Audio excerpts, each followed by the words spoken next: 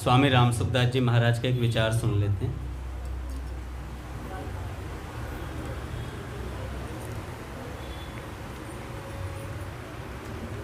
स्वामी जी महाराज आज कह रहे हैं,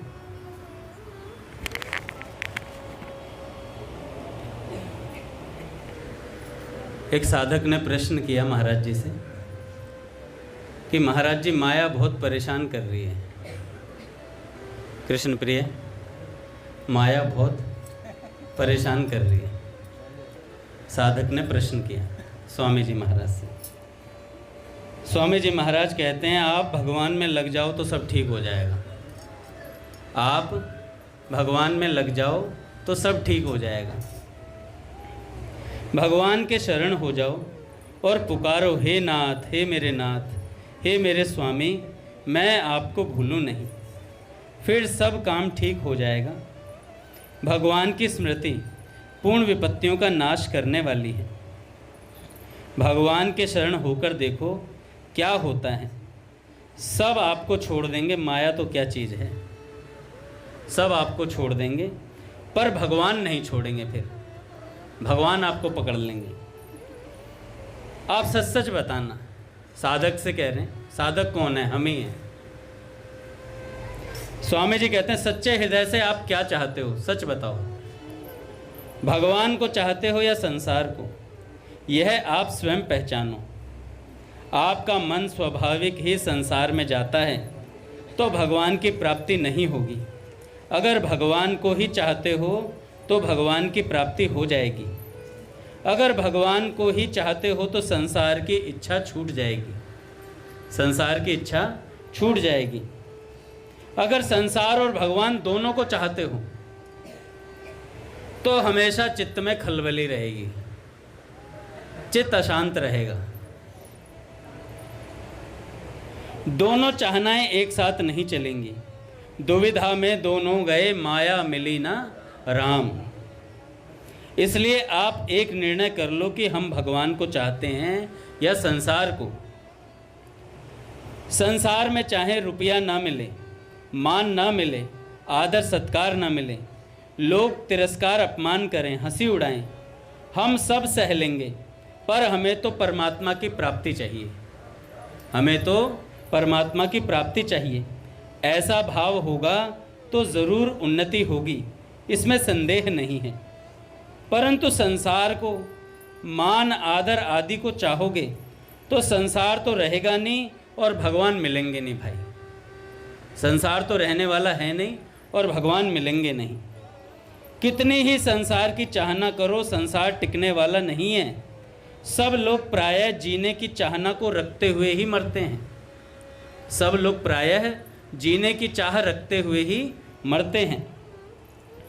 संसार की चाहना किसी की भी पूरी नहीं होती। एक संत के व्याख्यान में मैंने सुना था, स्वामी जी महाराज कह रहे हैं, एक संत के व्याख्यान में मैंने सुना था कि इच्छा तो न राम जी की पूरी हुई, इच्छा तो न राम जी की पूरी हुई, न राम जी के बाप की पूरी हुई, न राम जी की लुगाई की पूरी हुई। फिर आपकी चाहना कैसी पूरी हो जाएगी, क्या सोच कर बैठे हो? आपकी चाहना कैसे पूरी हो जाएगी, क्या सोच कर बैठे हो? संसार की चाहना करने वाले सबके सब रोते हैं। धनी भी रोता है, गरीब भी रोता है। संसार की इच्छा से संसार की प्राप्ति नहीं होती, पर परमात्मा की इच्छा से परमात्मा की प्राप्ति होती है। यह मैंने देखा है, पुस्तकों में पढ़ा है और संतों से सुना है। केवल भगवान प्यारे लगने लग जाएं तो काम बन जाए। आप संत महात्मा हो जाओगे, संसार में पूजनीय हो जाओगे, आदरणीय हो जाओगे। बस एक बार भगवान में लग जाओ तो आपका काम हो जाएगा। तो स्वामी जी महाराज ने बताया कि हमें भगवान में लगना है। मैं केवल आपका हूँ, ये स्वामी जी महाराज कहते हैं कि मैं केवल आपका हूँ और आप ही केवल मेरे हो। ये बात जिस दिन समझ में आ जाएगी उस दिन काम बन जाएगा। अभी तो बस एक ढर्रे पर चल रहे हैं। बड़ी मुश्किल से भगवान का पथ मिला है। इस पर चलने के लिए हमारे पूज्य भैया ने हमारे लिए व्यवस्था बनाई है 7:30 से 10 की, और इस व्यवस्था में हम लोग अपनी अवस्था बना सकते हैं। कैसी अवस्था? कोई कहता है कि भैया मैं तो अमीर हो जाऊंगा तब भजन करूंगा, तो ऐसा कभी नहीं होगा, ठीक है ना। क्या अमीर नहीं बनोगे ये बात नहीं है, भजन नहीं होगा ये बात है कि परिस्थिति से भजन नहीं होता है, स्थिति से भजन होता है। आपकी स्थिति कैसी है, और स्थिति बनाने का एकमात्र जगह होती है वो है कीर्तन और सत्संग। आज हमारी बड़ी बुरी हालत है।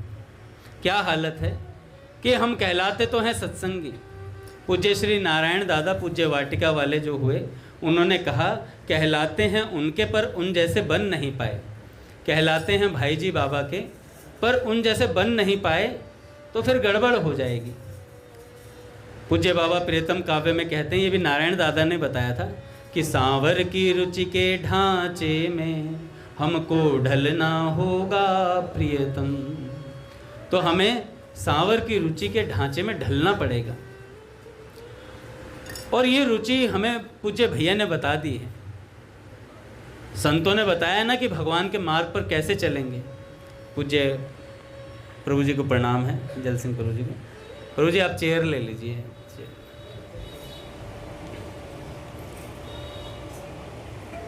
तो भैया हमें रुचि बनाने के लिए हमारे भैया ने हमें ये व्यवस्था दी है। धीरे धीरे धीरे, आज नहीं तो कल हमारा स्वभाव सुधरेगा। जैसे जैसे हम भगवान के स्वभाव को जानते जाएंगे, आज हमारे मुख से यदा कदा गालियाँ भी निकल जाती हैं, पर क्या करें, जीवन में ऐसी स्थितियाँ पड़ी क्योंकि हमने शुरू से यही माहौल देखा। लेकिन अब हम भगवान के माहौल में ढल रहे हैं, धीरे धीरे सत्संग में महात्माओं के संग आ रहे हैं। आज नहीं तो कल हम सुधरेंगे, आशा रख पगली आएंगे।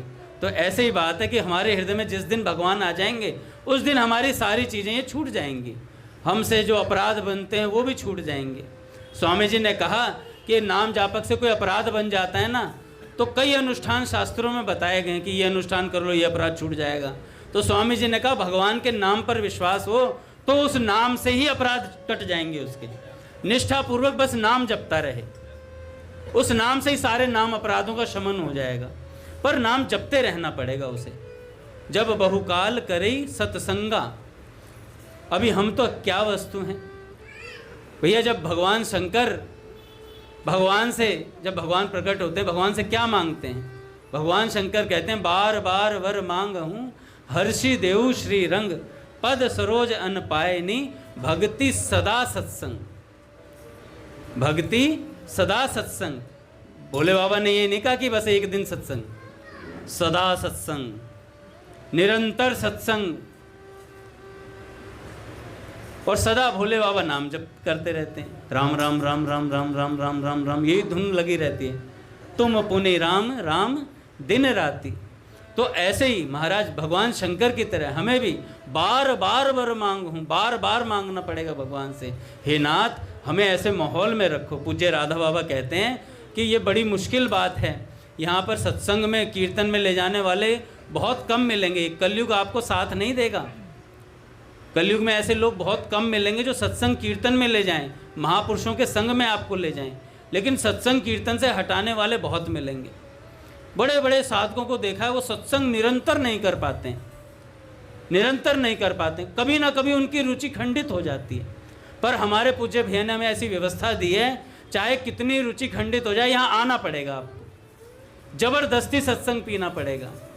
ये ऐसी व्यवस्था बिठाई गई है हमारे लिए। नहीं तो 365 दिन ऐसा जमावड़ा नहीं मिलता है, 365 दिन ऐसी व्यवस्था नहीं मिलती है। मैं बता रहा था आज पूज्य बलराम जी को बात कर रहा था, मैं सत्संग की बता रहा था कि जब महापुरुष कृपा करते हैं तो बड़े विलक्षण तरीके से करते हैं।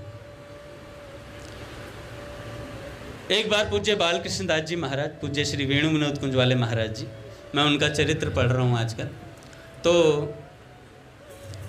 उनकी जो रहनी थी बड़ी वैराग्यपूर्ण रहनी थी। ज़्यादा भीड़ भाड़ में उन्हें रहना पसंद नहीं था। पहले वो एकांत में रहते थे, पर उनकी जब मित्रता हुई, उन्होंने कैलाश यात्रा भी करी, नेपाल यात्रा भी करी। पट खुलेंगे महाराज। श्री राम जय राम, जय जय राम।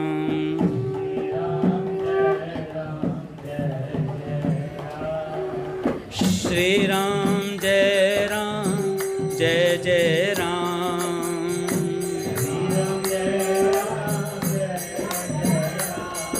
श्री राम जय राम, जय जय राम।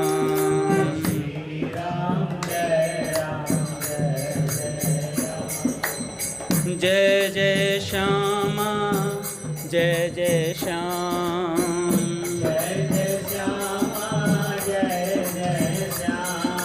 जय जय श्री वृंदावन धाम।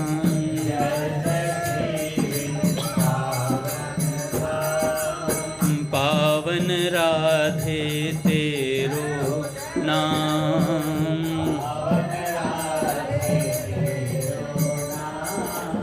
बोलिए राधा माधव सरकार की जय, गुरुदेव भगवान की जय। थोड़ा थोड़ा आगे आगे हो जाए महाराज।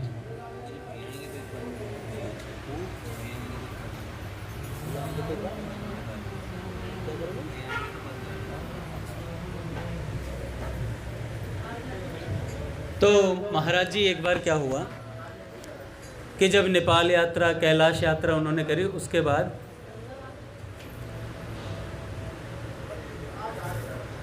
अच्छा, जब वो उनके साथ बड़ी विलक्षण घटनाएं घटी थी। एक घटना बताता हूँ पहले, फिर आगे का बताऊँगा। जब वो वृंदावन आने को हुए तो उनके बड़ा मन हुआ, हरिद्वार से उनके मन करा कि वृंदावन चलेंगे।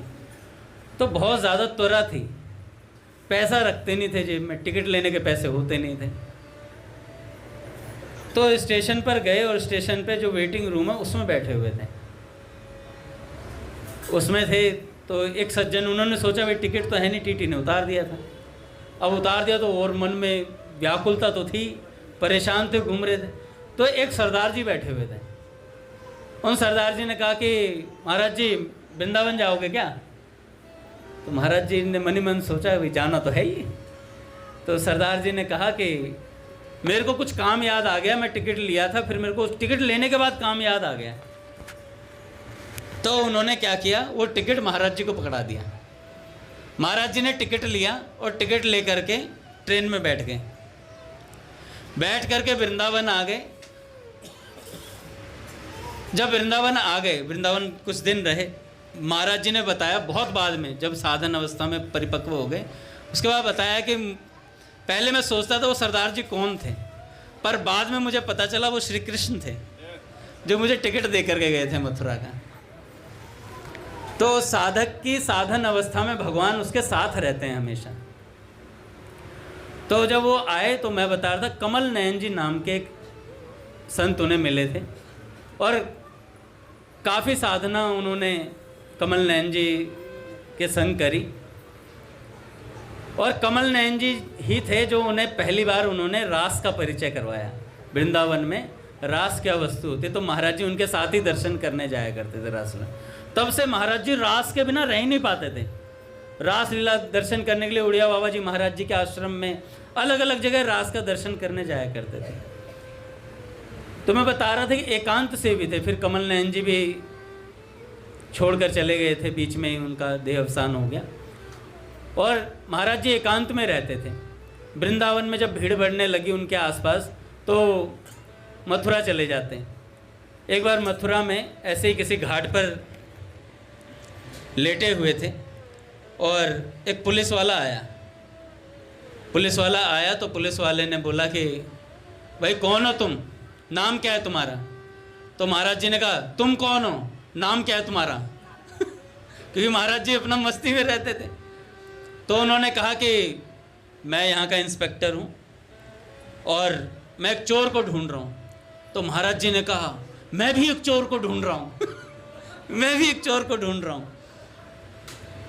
ब्रजे प्रसिद्धम नवनीत चोर, मैं भी एक चोर को ढूंढ रहा हूँ। और महाराज जी ने वो श्लोक पूरा बोला और श्लोक पूरा बोलने के साथ वो व्यक्ति महाराज जी के पूरे श्लोक के अर्थ को सुन करके, पुलिस वाला सुन करके तब वहां से गया और महाराज जी का अनुयायी हो गया बाद में। तो जब ये पढ़ी मैंने घटना तो मैंने कहा यार महापुरुष चाहे तो एक क्षण में काम बना देते हैं। बताओ, तुरंत भगवान में लगा दे, एक बात बोली। एक बार ऐसे ही था, महाराज जी का जो गूदड़ी थी ना, महाराज जी ने कपड़े इकट्ठे करके बनाई हुई थी। कई सारे कपड़े, अपने पुराने कपड़े और जो कपड़े होते सबको इकट्ठा करके एक गूदड़ी बनाई हुई थी। इतनी बड़ी गूदड़ी थी वो, उसे वो बिछा भी लेते थे और उसे फोल्ड करके ओढ़ भी लेते थे। और जब उसे महाराज जी दोपहर में जब भ्रमण के लिए जाते तो उसे इकट्ठा करके रख जाते, तो इतना बड़ा उसका वो मतलब फोल्ड होकर लग जाता था। पुलिस वाले ने सोचा कि इस गूदड़ी में कुछ चोरी का माल छिपा रखा है, तो पुलिस वाले उस गूदड़ी को ले गए। 3 दिन तक उन्होंने स्टेशन में रखी वो गूदड़ी, चीर फाड़ करके देखते रहे इसमें कुछ है तो नहीं। 3 दिन बाद महाराज जी जहाँ विश्राम किया करते थे, घाटों पे ही सोते थे इधर उधर, कभी किसी मंदिर के आगे कभी किसी, तो वहीं वापस गूदड़ी रख के चले गए। तो महाराज जी ने कहा गूदड़ी में कुछ नहीं मिला उन्हें, ऐसे ही रखी रही। तो इतनी विरक्ति से महाराज जी रहते थे। पूज्य भैया आगे, हरिशरण जी आगे। एक भक्त हुए गुरु छोना, राजस्थान के ही भक्त हुए ये। देखो संत 1 मिनट में कैसे काम बनाते हैं, एक वाक्य से कैसे जीवन बदलते हैं। गुरु छोना नाम के एक भक्त हुए, महात्मा हुए श्री चरणदास जी महाराज। एक दिन श्री चरणदास जी महाराज दिल्ली में यमुना किनारे भक्तों के बीच बैठे सत्संग कर रहे थे। उसी समय आ निकला घोड़े पर सवार एक परम रूपवान किशोर और उसके साथी घुड़सवार। वेशभूषा और रूप रंग से किशोर जो था वो बहुत सुंदर था और राजकुमार जैसा दिखता था। नेत्रों के तेज और दृष्टि से लगता था कि कोई देव कुमार है। उसने सहसा चरणदास जी का ध्यान आकर्षित कर लिया। चरणदास जी महाराज ने उसकी तरफ देखा और उन्होंने अपनी दिव्य दृष्टि से उसमें छिपे हुए एक संस्कार संपन्न अपने ही एक शिष्य की झलक देख ली कि ये हमारा ही छोना बनेगा आकर के। तो जैसे ये देखी तो उसके देवी संस्कार को उद्बुद्ध करने के लिए उन्होंने उस जो घुड़सवार था, वो लड़का था, उसको सुनाते हुए ये बात बोली, ताना मारते हुए, महल तो बहुत सुंदर है, महल तो बहुत सुंदर है, पर है बिना दीपक का। महल तो बहुत सुंदर है पर है बिना दीपक का। जब ऐसी बात बोली तो ये शब्द उस किशोर के हृदय पर लगे। वह घोड़े से नीचे उतरा, दंडवत प्रणाम कर उनके सन्मुख बैठ गया।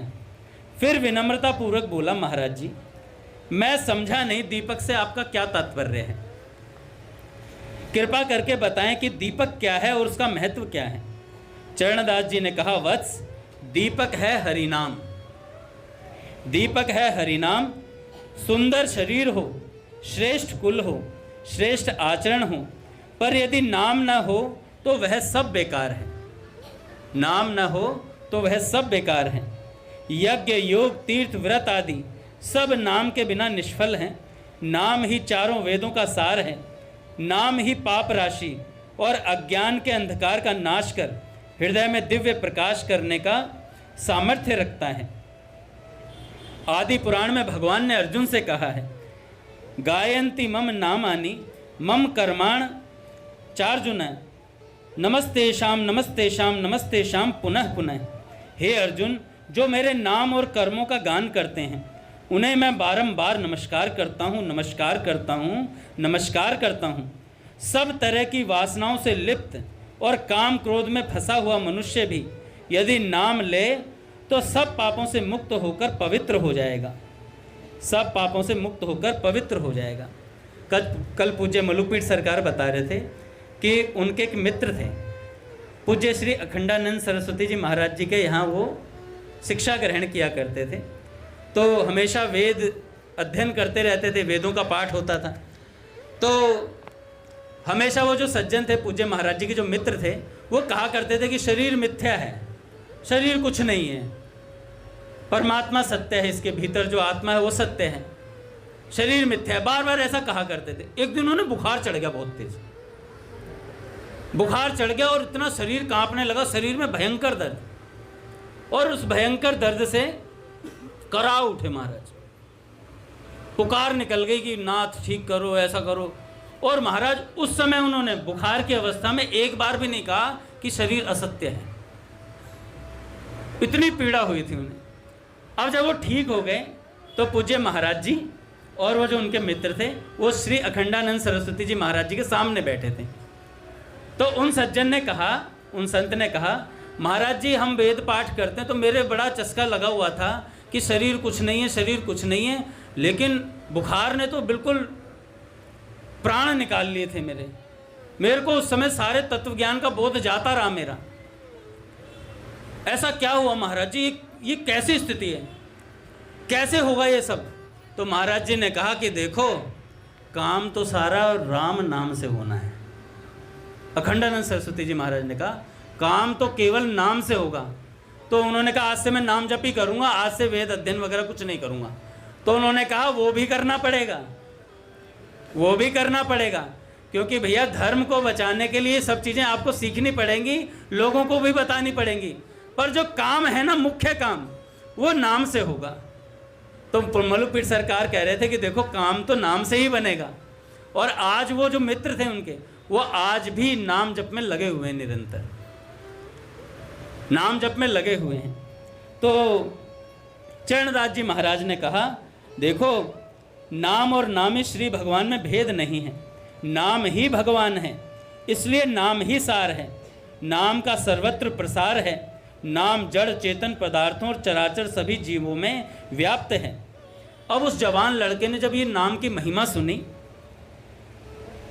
बड़े प्यार से सुनता रहा वो लड़का, पर जब चरणदास जी ने कहा नाम चराचर सभी जीवों में व्याप्त है, तब उसने कौतूहलवश कहा तो क्या मेरे घोड़े को भी आप नाम जपवा सकते हैं? तो क्या मेरे घोड़े को भी नाम जपवा सकते हैं? चरणदास जी ने कहा अवश्य। चरणदास जी ने कहा अवश्य जपवा सकता हूं। किशोर का कौतूहल और बढ़ गया उस बालक का। उसने आश्चर्य से कहा क्या आप मेरे घोड़े से नाम लिवा सकते हैं सच्ची में? तो उन्होंने कहा हाँ बिल्कुल, यदि आप ऐसा कर सके तो मैं समझूंगा सचमुच नाम चराचर जगत में सर्वत्र विद्यमान है। चरणदास जी ने तब घोड़े पर कृपा दृष्टि डालते हुए कहा बेटा कृष्ण नाम बोल। घोड़े से कहा बेटा कृष्ण नाम बोल। घोड़े ने तत्काल कहा कृष्ण कृष्ण कृष्ण। 3 बार घोड़े ने बोला कृष्ण कृष्ण कृष्ण। यह देखकर उस लड़के को बड़ा आश्चर्य हुआ, उसका संशय जाता रहा। साथ ही कृष्ण नाम का दीपक उस महल में जागृत हो गया सदा के लिए। कृष्ण नाम का दीपक सदा के लिए जागृत हो गया महाराज। मोह और अज्ञान का पर्दा हट गया। काकभुसुंडी जी महाराज कहते हैं सोई सुंदर सोई सुभग शरीरा, जेहि तन पाए भजहि रघुवीरा। वही शरीर सुंदर है जिससे भगवान श्री राम का भजन होता है, नहीं तो शरीर केवल मलमूत्र का थैला है। अब उनके जीवन में प्रकाश हो गया। ये किशोर कौन थे? ये किशोर कौन थे? इनका जन्म जयपुर और अलवर की सरहद पर देलवास नामक गांव में हुआ था, क्षत्रिय वंश में। उसके पिता बादशाही फौज में सवार थे।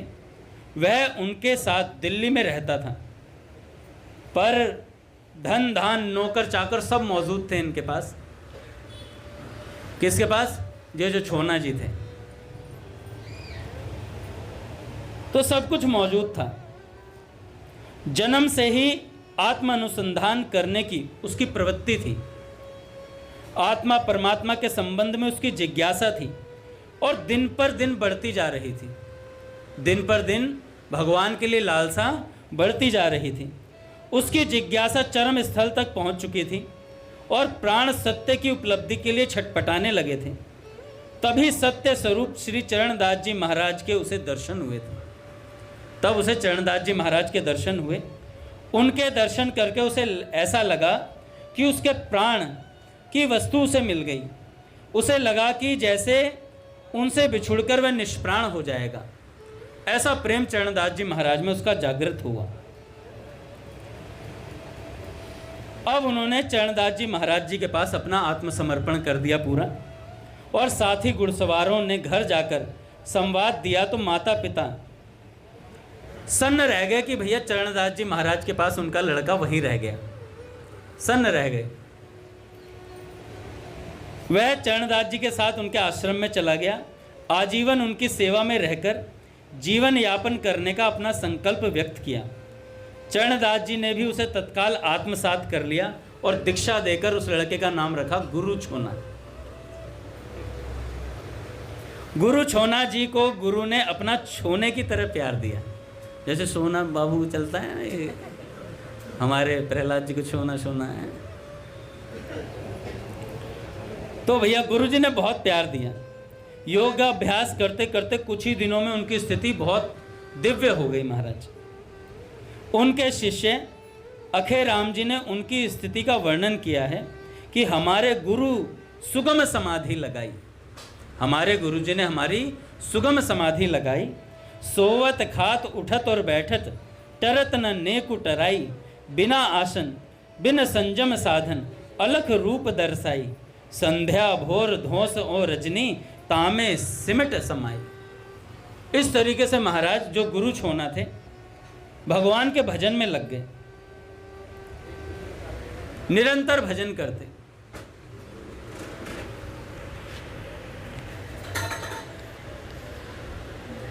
एक दो भाई थे जो महाराज जी ने बताया था, वासुदेव जी और एक कृष्ण जी।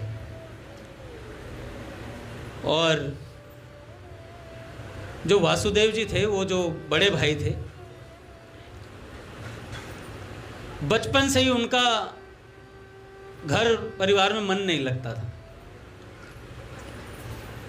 जब मन नहीं लगता तो उन्होंने भैया जैसे ही बड़े हुए तो पिता ने कहा कि भाई देख, अब तो बड़ा हो गया है, घर की पुताई भी हो चुकी है, अब तेरी पुताई करनी है, मतलब तेरा विवाह करना है। अब वो पक्के थे महाराज, कच्चे थोड़े ही थे। मैं बताता हूँ ना, कई बार पूज्य भक्तमाली जी महाराज जी के पास एक शिष्य रहते थे। वो नई नई अवस्था के साधु बने थे। नई नई अवस्था के साधु बने तो उनके घर वाले लेने आए, उनके पिताजी लेने आए महाराज जी को, लक्ष्मी नारायण मंदिर की बात है। तो जब लेने के लिए आए तो उन्होंने बोला भक्तमाली जी महाराज से कि महाराज जी हमारा पुत्र ऐसे ऐसे नई नई उसकी अवस्था का साधु बना है, तो इसे भेज दो। तो महाराज जी ने कहा भाई ले जाओ, आपका पुत्र है। तो जो साधु बने हुए थे नई नई उम्र के, उन्होंने महाराज जी से कहा महाराज जी मैं तो भजन करना चाहता हूँ। तो महाराज जी ने कहा देखो, पक्के हो गए तो आ जाओगे, कच्चे हुए तो रह जाओगे, सीधी सी बात है। तो जब ऐसी बात बोली तो समझ गए, आश्रय समझ गए महाराज जी का। अब घर गए तो घर में 2 कमरे थे, एक बरामदा था। उन 2 कमरों में से एक कमरे में तो उनके पिताजी माताजी रहते थे, और एक कमरे में उनके जो बड़े भाई थे वो अपनी पत्नी सहित बच्चों सहित रहते थे। अब वो जब गए तो जाकर, छोटा भाई थे साधु जो बने हुए थे, जाके एक कमरे में रहने लगे, कमरा बंद कर लिया अंदर से, और पूरे दिन नाम जप करते थे। कोई काम नहीं करते, पूरे दिन नाम जप करते थे। माता जी उनकी आती, 3 समय भोजन दे जाती, थाली नीचे से दरवाजे के खिसका दी जाती, वो प्रसाद पाते और थाली ऐसी की ऐसी बाहर कर देते हैं। भैया खूब प्रसाद पा रहे, आराम से भजन कर रहे। अब ऐसे 15 दिन तो कटे। 15 दिन बाद उनका जो बड़ा भाई था वो अपने पिताजी से कहता है, पिताजी क्या है ये, घर में 2 तो कमरे हैं, उसमें से एक पे इसने कब्जा कर लिया। चलो कुछ काम धंधा करता होता तो मैं एक्सेप्ट भी कर लेता, चल कम से कम झाड़ू ही लगा दे घर पे, मैं सोच लूँगा 3 टाइम की रोटी दे दी मैंने इसके बदले। अब ये कुछ करता धरता है नहीं। 1 महीना हो गया। अब वो बड़े भाई ने हंगामा मचा रखा था, ये कुछ करता है नहीं, खाता रहता है, भजन करता रहता, पता नहीं अंदर कमरे में क्या करता है। तो गुस्से में आए तो भैया पिताजी उस अपने बेटे के पास गए, कहने लगे बेटा बाहर आ। बेटा बाहर आ। बेटा जो भजन होता है ना वो आश्रमों में ही ठीक लगता है। तू ऐसा कर, आश्रम में ही चला जा, आश्रम में ही चला जा, यहाँ खटाएगी नहीं तेरी। तो महाराज जी वो चले गए। तो महाराज जी ने कहा पक्का था, आ गया उल्टा। ऐसे ही अयोध्या की बात है। अयोध्या में भी एक पहलवान शिष्य था महाराज जी के पास, और वहाँ पर जो अखाड़े में वहाँ रहते थे वो सारे पहलवान ही रहते थे वो। तो उनके पिताजी भी बड़े कोई ज़मींदार थे, और उन्होंने महाराज जी से कहा महाराज जी हमारा पुत्र है, साधु बन गया है। तो महाराज जी ने कहा भाई ले जाओ, हमने तो मना किया नहीं है, तुम्हारा पुत्र है, तुमने पैदा किया है, तो ले जाओ इसे। अब ले जाने के लिए आए तो महाराज जी से, भक्तमाली जी महाराज से उन्होंने फिर प्रश्न किया, महाराज जी पिताजी आए हैं ले जाने, क्या मैं चला जाऊं? ज़बरदस्ती ले जा रहे, मैं भजन करना चाहता हूं। तो उन्होंने फिर वही बात बोली, बेटा पक्के होगे तो आ जाओगे, कच्चे होगे तो वहीं रह जाओगे, बाकी समझ तो तुम गए हो। वो गए और अपने पिताजी से कहा देखो पिताजी मैं बन गया हूँ साधु, मैं अकेला रह नहीं सकता, 15-20 साधु मेरे साथ, मेरे मित्र हैं, वो साथ में रहेंगे, वो साथ में रहेंगे। तो पिताजी ने बोला अपनी अथाह जायदाद है, जमींदारी है, तेरे लिए अलग मकान बनवा दूंगा, बढ़िया सा आराम से रहना उसमें। कहने लगे महाराज जी पहलवानी करते हैं पिताजी हम सब लोग। तो कह रहे अरे पहलवानी मैदान पड़ा यार अपना, खूब पहलवानी करना। तो उन्होंने कहा ठीक है। अब 15-20 हट्टे कट्टे पहलवान हो सारे मित्र, और आ गए महाराज और रहने लगे आराम से। अब उसमें अलग से उन्होंने मकान दे रखा था और ग्राउंड खुला था। अब पूरे घर में भैया पूरी फैमिली थी, माताएं बहनें सब रहती थी। अब वो तो साधु हो चुके थे और अखाड़े के साधु गालियां भी देते हैं, तो वो सुबह सुबह कुश्ती करते और खूब गालियां देते आपस में। और महाराज अपने पिताजी से कह दिया पिताजी सबके लिए दूध लाओ, अखरोट बादाम काजू किशमिश सब आना चाहिए। अब महाराज कट्टे भर भर के आता। वो पहलवान इतने तगड़े थे, खूब खाते थे छिक छिक के, शरीर और फुला दिया, बढ़िया से दंड मारते, कुश्ती करते पूरे दिन और बस खाते और कुछ काम नहीं करते। इतना खाया 1-1.5-2 महीने में। 1.5-2 महीने बाद उनके पिताजी आए, कह रहे बेटे साधु आश्रमों में ही ठीक लगते हैं बेटा, थोड़े दिनों में मैं भी आऊंगा, तूने इतना खा लिया, मैं घर बिकने की उस पे है, घर बिकने वाला है। ऐसे कट्टे भर भर के तुम बादाम खाओगे, दूध पियोगे, मेरा तो सब बिक जाएगा। बेटा आश्रम में चला जा बेटा। और महाराज उन्होंने खुद भेज दिया। ऐसे एक सज्जन और हुए। संतों के पास रहना इतना आसान नहीं है, संत रख ले तो अलग बात होती है।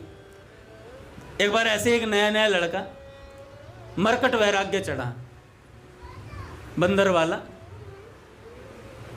मरकट वैराग्य चढ़ा, और वैराग्य में घर छोड़ करके अपना आ गया। अपने पिताजी से बोल दिया मैं जा रहा हूँ, अब हम भजन करेंगे। ऐसा बहुत लोग सोचते हैं कि हम भजन करेंगे, कईयों को मन में है वृंदावन भग जाएंगे, पर जब सुबह सुबह पराठे संडे सैटरडे को याद आएंगे तो वापस आएंगे।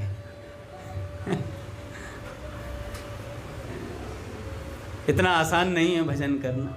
पूज्य मलुकपीठ सरकार कह रहे थे जब तक हृदय में वृंदावन ना बस जाए तब तक वृंदावन में मत बस जाना, पहले हृदय में वृंदावन को बसाओ। खूब भजन करो, खूब नाम जप करो, खूब संतों की वाणियों को सुनो। जब हृदय में श्री कृष्ण विराजमान हो जाएंगे तब फिर वृंदावन का असली स्वरूप दिखाई देगा, फिर वृंदावन की रहनी आप रह पाओगे। तो एक सज्जन आए, वो लड़का था 19-20 साल का, गुस्से में आ गया, कह रहे अरे हम भजन करेंगे, अब हम जा रहे हैं। पूज्य भक्तमाली जी महाराज जी के पास ही आया था, आया और रहने लगा। जब रहने लगा तो एक दिन बुखार चढ़ गया। बुखार चढ़ गया तो महाराज जी ने कहा कि पंडित जी आप थोड़ा व्यवस्था करो, इसे दवाई वगैरह दिलवा दो और अपना बुखार उतर जाएगा, ठीक हो जाएगा। अब वो बेचारा अकेला पड़ा रहता वो लड़का। अब वो बेचारा मतलब मन खटास सी भर गई। एक दिन महाराज जी से बोला, हमारे माता जी पिताजी होते ना तो जूस पिलाते हमें बुखार में, ये चीज़ लाते वो चीज़ लाते, जूस पिलाते, अनार संतरे सेब 36 तरीके की बातें उन्होंने बनाई। तो महाराज जी ने कहा कि बेटा जल्दी ठीक हो जाओ और बिस्तरा पैक करके वापस घर जाओ, बस की नहीं है तुम्हारे साधु बनना। यहाँ कोई किसी को नहीं पूछता है, ठीक है ना, भजन करना तो रहना। अब वैसे मेरे को लग गया तुम भजन नहीं कर पाओगे। अच्छा वो 2-2.5 साल तो रहा था वहाँ पे। अब जब ये बात हो गई तो महाराज जी के कहने फिर वो अपना बोरिया बिस्तरा पैक करके वापस चला गया। वापस गया तो जब वहाँ पहुँचा वापस तो पिताजी से जाके बोला, पिताजी अब हम विवाह करेंगे। पिताजी ने कहा कि अब तेरा विवाह नहीं हो सकता। तो कह रहे क्यों नहीं हो सकता? कह रहे पूरे गांव में तूती पिट चुकी है कि लड़का वैरागी हो गया है, साधु बन गया है, अब तेरा विवाह नहीं होगा। पिताजी ने साफ मना कर दिया। अब उन्होंने नहीं पिताजी विवाह तो करेंगे हम। अपनी भाभी को मनाया, भाभी से कहा भाभी आपकी छोटी बहन है, उससे हमारा विवाह करवा दो, उससे हमारा विवाह करवा दो। तो भाभी ने कहा कि देखो ऐसा तो हो नहीं सकता, लेकिन फिर भी तुम कह रहे हो तो घर जमाई बन के रहना पड़ेगा, घर जमाई बन के रहना पड़ेगा। तो उन्होंने कहा ठीक है हम जाएंगे, बताओ कहाँ जाए? कह रहे जाओ फिर हमारे घर। घर गए। अब ससुराल में कितने दिन तक टिकेगा व्यक्ति? 2 दिन तक तो खूब आओ भगत हुई, तीसरे दिन का खेत में चलो दामाद जी खेत में चलो। खेत में गए और महाराज खेत में घुटनों घुटनों तक के कीचड़ में उतार दिया दामाद जी को। अब भैया दामाद जी वहाँ रह रहे हैं तो मलुपीर सरकार बता रहे थे कि भैया भजन नहीं करोगे तो ऐसी ही दुर्गति होनी है, ऐसी ही दुर्गति होनी है। भजन इतना आसान थोड़ी है जितना आसान हमारे लिए पूज्य भैया ने बना दिया है। सच बता रहा हूँ, हम लोगों को वो बातें पता है जो भगवत प्राप्ति के लिए एक साधक को जाननी आवश्यक होती है। वो बात हमें पता है और उस बात पर चलने का मार्ग भी पता है, बस चलने की देर है। वो चल नहीं पा रहे हैं। अगर हम चल जाएं तो हमारा काम चल जाए। फिर स्वामी राम सुखदास जी महाराज कहते हैं भगवान की दुकान खाली पड़ी है, भगवान की दुकान खाली पड़ी है, और ऐसी दुकान है जिस पर फ्री में सामान मिलता है। स्वामी जी महाराज कह रहे फ्री में देने को तैयार है भगवान सामान, पर कोई दुकान पर चढ़े तो सही। कह रहे संत धक्का दे दे के घुसा रहे हैं दुकान में, हम घुसना नहीं चाह रहे। तो स्वामी जी महाराज ने कहा फ्री में कल्याण मिल रहा है, फ्री में सत्संग मिल रहा है। ऐसे स्वामी जी महाराज कह रहे थे कि ऐसे सेठ जय दयाल गोयनका जी कहाँ मिलेंगे, ऐसे पूज्य श्री भाई जी कहाँ मिलेंगे, ऐसे पूज्य राधा बाबा कहाँ मिलेंगे, ऐसे पूज्य बालकृष्णदास जी महाराज, वेणु विनोद कुंज वाले महाराज जी महाराज, घनश्याम दास ठाकुर जी, और तो और हमारे पूज्य भैया जी जैसे कहाँ मिलेंगे महाराज, कहाँ मिलेंगे। फिर दोबारा ये मौका मिलने वाला है नहीं। हम कुछ भी करते हो, कैसी ही हमारी अवस्था हो, लेकिन अगर हम भैया की इस व्यवस्था में आ गए तो हमारी जो स्थिति है ना वो बदलेगी ही बदलेगी, बदलेगी ही बदलेगी। एक ना एक दिन हम सुधर जाएंगे और हम भगवान से प्रेम करने लग जाएंगे। तो मैं बता रहा था वो वासुदेव कृष्ण जो थे, 2 भाई थे। तो वासुदेव जी जो थे वो बड़े हुए और वैराग्य उनमें था ही। उनके पिताजी ने कहा कि भैया देख तुझे विवाह करना पड़ेगा। तो उन्होंने कहा पिताजी शास्त्रार्थ कर लो। मैं जीत गया तो नहीं करूँगा, आप जीत गए तो मेरे को कहना मत। अब उन्होंने शास्त्रार्थ किया। अब बेटा बड़ा विद्वान था, उन्होंने हर बात काटी। काटने के बाद पिताजी जिद पर अड़ गए। पिताजी ने कहा ये तन मेरा दिया हुआ है। अब ऐसी बात बोली तो वासुदेव जी ने उन्होंने बोला पिताजी ये तन आपका दिया हुआ है ना, तो रखिए इस तन को। महाराज आलती पालती मार करके बैठे और ब्रह्मरंध्र से प्राणों का त्याग कर दिया। हरे राम बाबा जी के साधक थे। तो वासुदेव कृष्ण और एक और नाम कन्हैया, वासुदेव दुबे और कन्हैया दुबे, 2 थे ये दोनों भाई। तो वासुदेव दुबे जी ने प्राण त्याग दिए और जो कन्हैया दुबे थे वो भी बड़े विलक्षण थे। वो भी बड़े विलक्षण थे। पूत के पांव पालने में ही दिखाई दे जाते हैं। तो कन्हैया दुबे जो थे वो घर पर रहते ही नहीं थे, घर पर रहते ही नहीं थे, हमेशा शमशान में रहना उनका, शमशान में चले जाते थे। और एक गुरुजी से उन्होंने दीक्षा ली, और गुरुजी से दीक्षा लेकर के गुरुजी के पास भी नहीं रहते थे, गुरुजी के आश्रम में भी नहीं जाते। गुरुजी के बस दीक्षा ली और गुरुजी ने नाम दिया, उस नाम को जपना शुरू कर दिया। हमेशा शमशान में रहना और घर नहीं जाना। एक बार 15-20 दिन हो गए, घर नहीं गए। माता पिता दौड़े दौड़े आए, चले गए। माता पिता को ये खास चिंता रहती है, क्योंकि भैया शरीर के अंश हैं हम उनके। तो कन्हैया दुबे को ढूंढने पहुंचे, आश्रम में गए तो आश्रम में जाकर के कहा कि महाराज जी हमारा बेटा आपसे दीक्षित है, वो आपके पास आता है। कह रहे भैया दीक्षा दिए तब से तो दिखा नहीं है मुझे तब से तो दिखा नहीं, मेरे पास भी यदा कदा ही आया है वो। तो रहता कहाँ है? तो पता चला शमशान में रहता है, शमशान में रहता है। तो एक दिन गुरुजी ने पूछा कि बेटा तुम मेरा संग क्यों नहीं करते हो, मैं तो तुम्हारा गुरुदेव हूं, मेरा संग क्यों नहीं करते हो? तो कन्हैया दुबे ने क्या बोला कि गुरुजी आपने नाम दे दिया, नाम जपना है, भगवान की प्राप्ति करनी, यही आपका उपदेश है। और रही बात आपके साथ रहने की, आपके साथ रहूँगा गुरुदेव, आपकी इच्छा बनेगी कभी इस आश्रम का महंत मैं बनूं, ऐसी इच्छाएं आपकी कामनाएं मेरे से बढ़ती चली जाएंगी।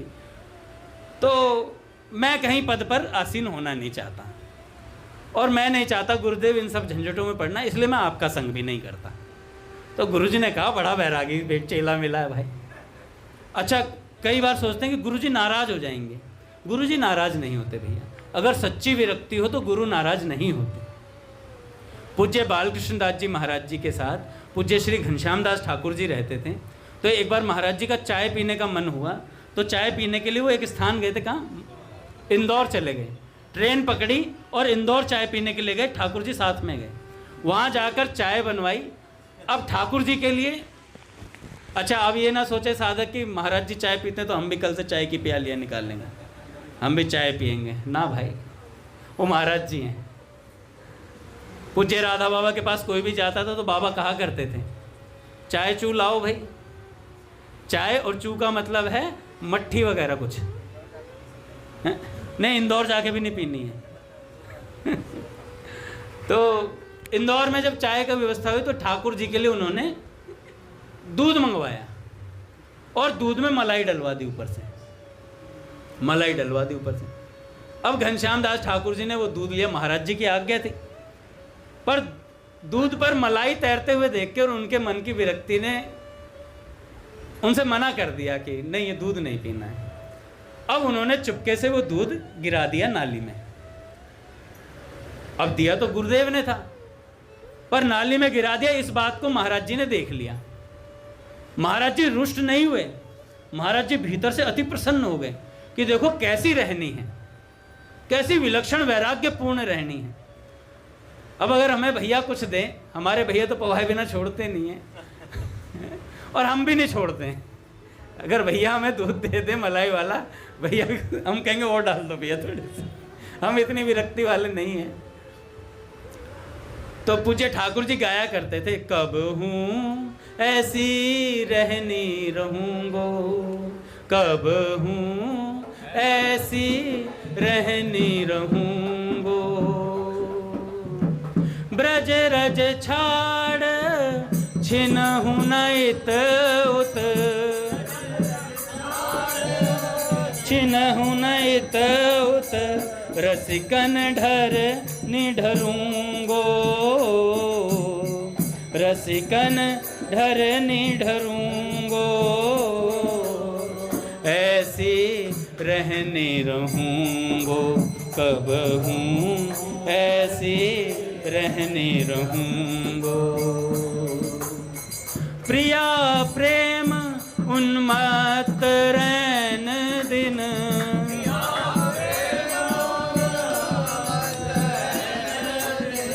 प्रिया प्रेम उमहूंगो, प्रिया प्रेम उमहूंगो, रसिक प्रीतम हित चित की बतियाँ,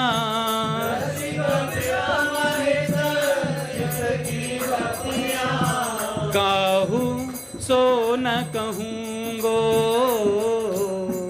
काहू सो न कहूँगो, ऐसी रहनी रहूँगो कब हूँ, ऐसी रहनी रहूँगो।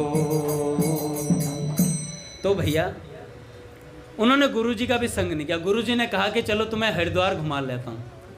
तो कन्हैया दुबे जी ने कहा ठीक है गुरुजी, चल लेता हूँ आपके साथ। हरिद्वार गए, ऋषिकेश गए, फिर वहाँ से वृंदावन आए। वृंदावन आने के बाद चेले ने क्या बोला, गुरुजी अब आप यहाँ से अकेले ही जाइए, अब हम यहीं रहेंगे। अब मैं यहीं रहूँगा।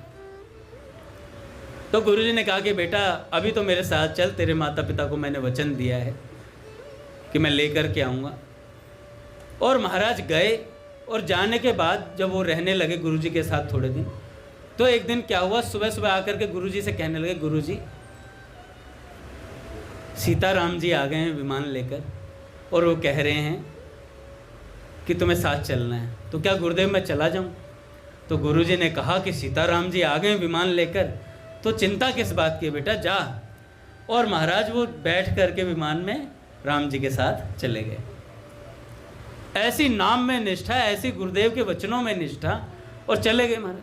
तो ऐसे ही गुरु छोना को चरणदास जी महाराज ने नाम का दान दिया, और ऐसा नाम दिया कि भैया गुरु छोना निरंतर भजन करने लगे।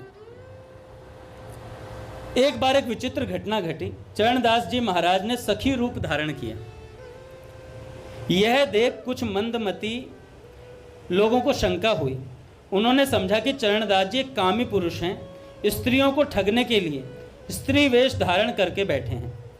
वे सब मिलकर उनके पास गए और बोले, आपने पुरुष होते हुए स्त्री का ढोंग क्यों रचा है? चरणदास जी ने कहा, पुरुष मैं नहीं, पुरुष तो केवल भगवान हैं। तब वे क्रोध करते हुए बोले, यदि स्त्री हो तो हमें दिखाओ कैसी स्त्री हो। उसी समय चरणदास जी ने धोती खोल फेंकी। लोगों में से किसी ने उन्हें पुरुष रूप में देखा, किसी ने नारी रूप में देखा, किसी ने न पुरुष का कोई चिन्ह देखा न नारी का, किसी ने एक साथ पुरुष और नारी दोनों जुगल रूप में देखा उन्हें, चरणदास जी को। ऐसी विलक्षण स्थिति। कहते हैं, प्रभु जी धोती खोल बगाई, दो चिन्ह में एक न पाई, काहू नारी रूप लखायो, काहू जुगल रूप दर्शाई। काहू जुगल रूप दर्शाई। जो उनके निंदक उनकी भर्त्सना करने आए थे, उन्होंने क्षमा मांगी और स्तुति करके अपने अपने घर चले गए। पर यह सब देखकर गुरु छोना को संशय हो गया। उन्होंने इसका रहस्य जानने के लिए गुरुदेव से प्रश्न किया। गुरुदेव ने कहा, सखी वेश ही हमारा सच्चा वेश है। महापुरुष आगे भी सखी वेश धारण करते आए हैं। सखी वेश की महिमा सुरक्षित रखने के लिए और लोगों को इसकी प्रधानता में विश्वास दिलाने के लिए मैंने आज ये लीला की थी। मैंने आज ये लीला की, अपने किसी निजी उद्देश्य के लिए नहीं की। गुरु कृपा से गुरु छोना कुछ ही दिनों में प्रेम के रंग में रंग गए। प्रेम के रंग में रंग गए। राधा कृष्ण के विरह से उनका हृदय परिपूर्ण हो गया। उनके दर्शन बिना उनका जीना दूभर हो गया। तब उन्होंने गुरुदेव से कातर स्वर से प्रार्थना की। गुरुदेव ने तब गुरु छोना जी को उचित अधिकारी जानकर आंख मीचकर ध्यान लगाने को कहा। गुरु छोना से वे आंख मीचकर ध्यान करने लगे। कुछ देर बाद गुरुदेव के हिलाने पर आंख खोली तो उन्हें वृंदावन में सखियों के झुंड के साथ राधा कृष्ण के दर्शन हुए। वृंदावन में सखियों के साथ राधा कृष्ण के दर्शन हुए। चरणदास जी ने प्रथम मिलन में ही जो कृष्ण नाम का दीप गुरु छोना के हृदय में प्रज्वलित किया था, उसमें कृष्ण नाम निरंतर जप और स्मरण का तैल पढ़ते पढ़ते उसकी दीपक शिखा अब इतनी ऊपर उठ चुकी थी कि उसके दिव्य प्रकाश में उन्हें दिव्य जगत की पूर्ण अनुभूति होने लगी। गुरु छोना को अब समय आ गया था कि वे देश विदेश में घूमकर जन जन में हृदय में उस नाम के दीपक का प्रकाश करें। और भैया गुरुदेव की आज्ञा से गुरु छोना प्रचार के लिए निकल गए। गुरु छोना प्रचार के लिए निकल गए। भैया गुरुदेव का एक वाक्य काम कर देता है। एक बंगाली सज्जन थे, वो पूज्य श्री भाई जी के गीता वाटिका में भाई जी के प्रवचन सुना करते थे। और जब प्रवचन सुनते तो भाई जी ने एक सत्संग में बोल दिया कि जो भजन होता है ना वो तैल धारावत होता है, निरंतर होता है। अब इस बात को सुनकर वो जो बंगाली सज्जन थे वो निरंतर उन्होंने भाई जी की बात पकड़ ली और अब वो भजन में लग गए। पीछे वाटिका के पीछे जो कुटियाएं बनी हुई हैं वहीं पर उनका निवास था। कार्यालय में वो कार्य करते थे कुछ। तो जब पीछे जाते तो कैसे जाते थे? हरे कृष्ण कृष्ण कृष्ण हरे हरे, हरे राम राम राम हरे हरे, हरे कृष्ण कृष्ण कृष्ण हरे हरे, हरे राम राम राम हरे हरे, हरे कृष्ण कृष्ण कृष्ण हरे हरे, हरे राम राम राम हरे हरे। ऐसे करते हुए पीछे जाते, किसी से बात नहीं करते थे। किसी को कुछ बात भी बोलनी होती थी तो इशारे में कह देते थे हरे कृष्ण कृष्ण कृष्ण हरे हरे, हरे राम राम राम हरे हरे। ऐसे ही बात करते थे वो, इसी तरीके से बात समझाते थे। और आते जाते यही तरीका था उनका बात करने का। बहुत ज़्यादा आवश्यक होता था तब कहीं एक दो शब्द बोला करते थे, नहीं तो निरंतर भगवान का नाम लेते रहते थे। तो अब प्रवचन सुनने भी नहीं जाते थे, भाई जी का प्रवचन ही नहीं सुनते थे जाकर के। तो एक दिन अपने वाटिका वाले जो हरिवल्लभ दादा हुए, हमने दर्शन भी करें, पद गायन करते थे, तो उन्होंने उनसे पूछा कि अब आप प्रवचन सुनने नहीं आते, क्या बात हो गई है? तो उन्होंने कहा कि भाई जी का एक वाक्य जीवन में नहीं उतर पा रहा है ढंग से, तो अगला वाक्य कैसे सुन लूं? अगला वाक्य कैसे सुन लूं? अभी तो मैं तैल धारावत भजन का अभ्यास कर रहा हूं कि हरे कृष्ण कृष्ण कृष्ण हरे हरे, हरे राम राम राम हरे हरे, हरे कृष्ण कृष्ण कृष्ण। ऐसे वो सज्जन भजन करते हुए निरंतर वहीं रहते थे। तो भाई जी का एक वाक्य है जीवन में उन्होंने उतारने का प्रयास किया पूरा। आज भी एक ऐसे सज्जन हैं, हमने गीता वाटिका पे जब राधा अष्टमी पे जाते हैं तो भाई जी के जब वो प्रवचन सुनते हैं ना, काका आपने दर्शन किए होंगे, पतले से हैं बिल्कुल, हरि जी दुजारी जी के साथ वो रहते हैं ज़्यादातर। जब प्रवचन सुनते हैं तो उनके नेत्र चढ़ जाते हैं ऊपर और आंखों से आंसू बहने लगते हैं भाई जी के पर। एक रूंगटा जी हुए, रूंगटा जी कौन? जिन्होंने राधा अष्टमी का जो पंडाल है ना, जो उसकी साज सज्जा है जो आज तक ऐसी चली आ रही है, उसका डिज़ाइन रूंगटा जी ने बनाया है। वो सारा डिज़ाइन रूंगटा जी का करा हुआ है। तो रूंगटा जी कैसे प्रवचन सुनते थे? हम तो क्या करते हैं, मोबाइल है, कभी नीचे रख दिया और कभी ऊपर रख दिया, और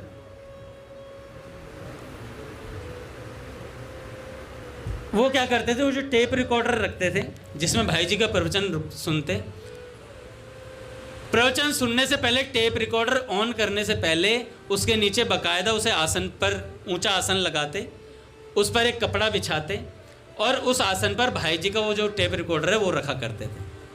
तब भाई जी का प्रवचन सुनते थे। किसी ने पूछा कि आप इतना आसन क्यों लगाते हैं इस टेप रिकॉर्डर के लिए? तो उन्होंने कहा ये टेप रिकॉर्डर नहीं है, ये साक्षात भाई जी है मेरे लिए, भाई जी की वाणी साक्षात भाई जी है मेरे लिए। इस तरीके से वो प्रवचन सुना करते थे भाई जी के।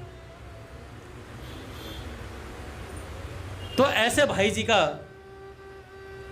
एक बार एक सज्जन गए और भाई जी बाबा का तो साम्राज्य है गीता वाटिका में।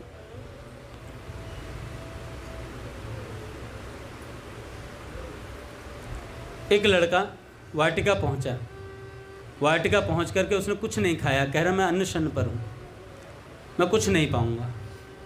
तब उस लड़के ने जब बैठा हुआ था, भाई जी की समाधि थी, भाई जी की समाधि के पास वो लड़का था, तो पूज्या माँ आई वहाँ पर और माँ ने आकर के बोला कि बालक कहाँ से है? उन्होंने कहा मैं ऐसे ऐसे, तो कुछ पालो, अरे मैं अनशन पर हूँ।